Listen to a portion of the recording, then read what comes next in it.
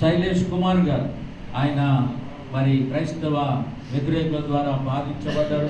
ఆయన కొరకు మనం ప్రార్థన చేద్దాం. ఎంతో తీవ్రమైన గాయాలైంది. దేవుడు ఆయన ముట్టి స్వస్థపరచులాగా శైలేష్ కుమార్ గారు ప్రార్థన చేద్దాం. అలాగే ఎంతమంది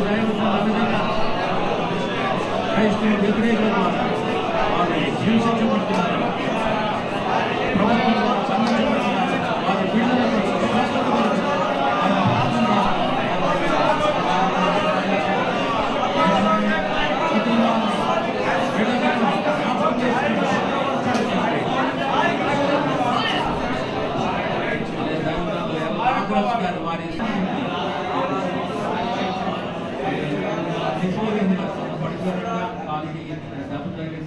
స్వస్థత కొరకు మనం ప్రార్థన చేయాలి. అలాగే ఈ సమయంలో మరి స్థానిక సంఘ కాపరి దైవజన శ్రీరామ్ ఐజక్ గారి కొరకు మనం ప్రార్థన చేద్దాం. దేవుడు వారిని బలపరచులాగా సిటీ పాస్టర్ ఫెలోషిప్కి వారి సంవత్సరం వారి ప్రెసిడెంట్ ప్రార్థన చేద్దాం.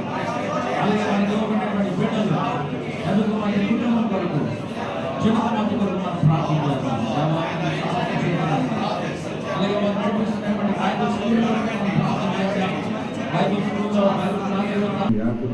దేవుడు మా ప్రార్థనలు వినే దేవుడు, ప్రార్థనకి జవాబులు ఇచ్చే దేవుడు, అద్భుతాలు చేసే దేవుడు. ఒకవేళ మేము ప్రార్థన చేసి మర్చిపోయినా నువ్వు మర్చిపోని దేవుడు, ద్వారాలు తెరిచే దేవుడు ప్రభు.